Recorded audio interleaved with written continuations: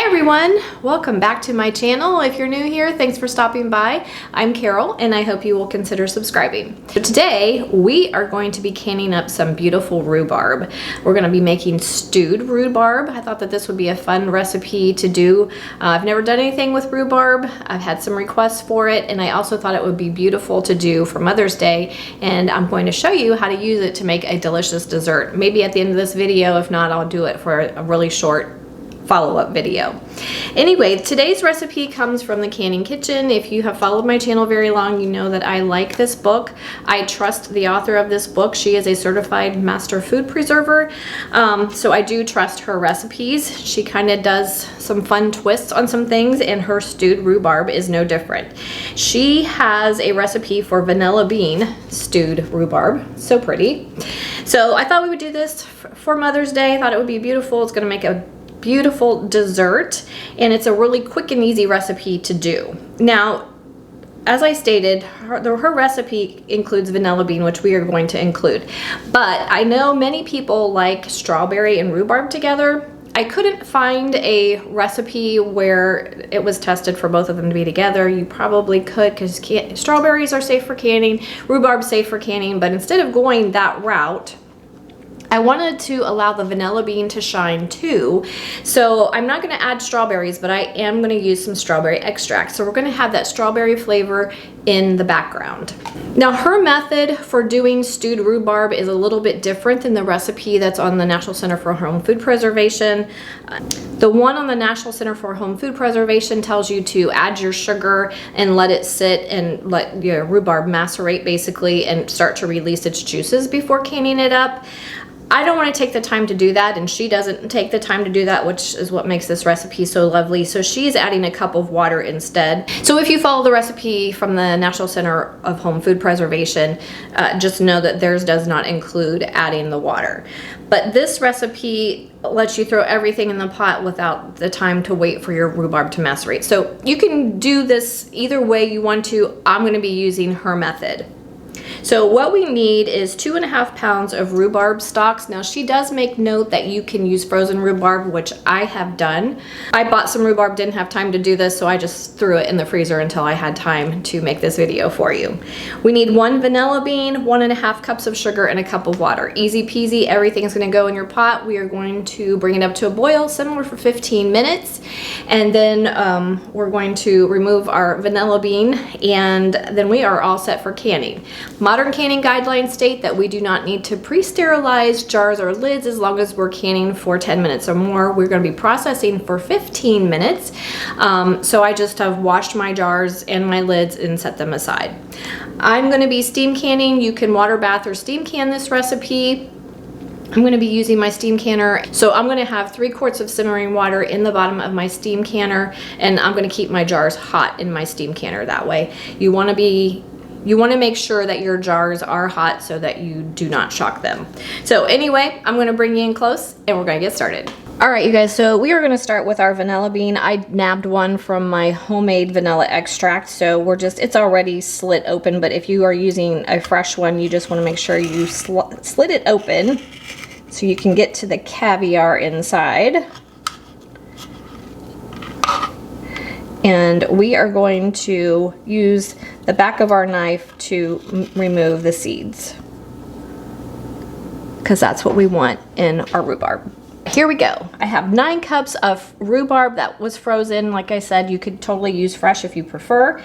You want your rhubarb to be chopped into about 1-inch pieces or so. We are going to add the caviar from our vanilla bean.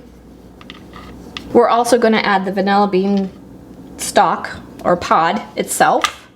We're going to add 1.5 cups of sugar, 1 cup of water, and about 2 teaspoons of our strawberry extract, and that's totally optional. We're going to bring our heat up to high to get it going. Once it comes up to a boil, we're going to reduce our heat to medium and simmer for 15 minutes. Okay, my rhubarb is simmering nicely, as you can see. We want to let it simmer for 15 minutes. I did want to note that the variety of rhubarb will dictate how red it turns as you cook it. Mine's going to be more of a pink color. It's not so much red, vibrant red like you saw in the picture from the canning book, but it has to do with the variety of rhubarb you use. The other thing I wanted to mention was another reason why I didn't search real deeply for a recipe for canning strawberry and rhubarb together is because I don't think strawberries can well. They tend to lose their color over time, and they're not so pretty in the jar, so I just didn't see the need to pursue a recipe for that when I can get the same flavor by using strawberry extract. Anyway, just my thoughts. I'm getting my canner and my jars ready, and then after 15 minutes are up, we're gonna be all set for canning. All right guys, my rhubarb has stewed for 15 minutes, so we are all set for canning. Make sure you start with hot jars. We're gonna be canning in 1 cup jars. We're gonna ladle our rhubarb into our 1 cup jars to a 1/4 inch headspace. All right, once you are at the correct headspace, you're gonna use a debubbling tool, plastic butter knife, or a chopstick to remove any air bubbles in your jar. I'm using a chopstick for some reason. I've misplaced my debubbling tool. Then we're gonna take a paper towel dipped in white vinegar and clean the rims of our jars. We don't want anything to interfere with getting a good seal. We're gonna center our lids and add our bands to fingertip tight. And in the canner they go. Okay guys, so that gave me about 5 1-cup jars, and that's what she said we would get. I had a tiny bit left in the bottom of my pan. Again, I want to note that the variety of rhubarb you use will dictate how red it is. Now in her picture, it was really a pretty vibrant, really pretty red. Mine is more on the pink side. Has to do with the variety, nothing that you might have done wrong. So now I've got all my jars in my canner. I'm gonna put my lid on my steam canner. I did have 3 quarts of simmering water in the bottom of my steam canner. Make sure you follow the instructions that come along with your canner, whichever one you are using. If you're using a water bath canner, make sure you have enough water in your canner to cover your jars by at least an inch, and it needs to be simmering before you put your jars in. So I'm going to bring my canner up to temperature. Once I get to my temperature for processing, steam canners have a dial on top that tells you when to start your processing time. If you are water bath canning, you want to make sure you come to a full rolling boil before you start your processing time. We're going to process for 15 minutes and then I'll bring you back. Okay guys, we are all done. I processed for 15 minutes, like I said. I did forget to mention to you earlier, I try to remind you that during the canning process, you want to adjust your heat just to maintain a full rolling boil if you're water bath canning, or the temperature in your steam canner. You don't want it boiling too vigorously throughout the canning process. So make sure you adjust your heat and follow all canning guidelines and all the instructions that go with the canner that you are using. Anyway, it turned out delicious, turned out beautiful. I wanted to give you an up close look at what it looks like. Now, like I stated before, the color that it's going to be when you're done processing it is going to depend on the variety of rhubarb you use. So if you want it to be that really pretty vibrant red color like she has in the picture of her canning book, you're going to have to choose a variety that is on the redder side. But it's still delicious. The strawberry extract in the background is fabulous. The vanilla bean in there elevates it just a little bit. You've got some beautiful flecks from the vanilla bean through it, and it adds just a tiny bit of vanilla flavor, a little bit of hint of sweetness in the background. The sugar content in this, I know many of you are concerned with that. It does not seem to be overly sweet to me, but I will leave in the description box below, I will leave a link to canning with less sugar or no sugar. That is safe to do if you prefer that. I'm also going to leave a link, which I always do in the description box underneath my videos, links to things that I use, and I will certainly leave a link to her book. It's a link to Amazon to purchase on Amazon. If you purchase anything through my links, it helps my channel.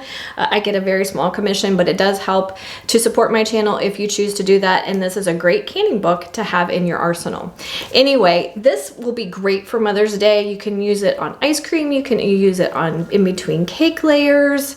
Many people just like the flavor of rhubarb. You could even, it's thick enough that you could spread it on toast. Even though it's not a jam or a jelly, you could spread it on toast or on a bagel. You could mix it with some whipped cream cheese and spread it on crackers. Lots of different ways to use it. So I hope you'll give this recipe a try.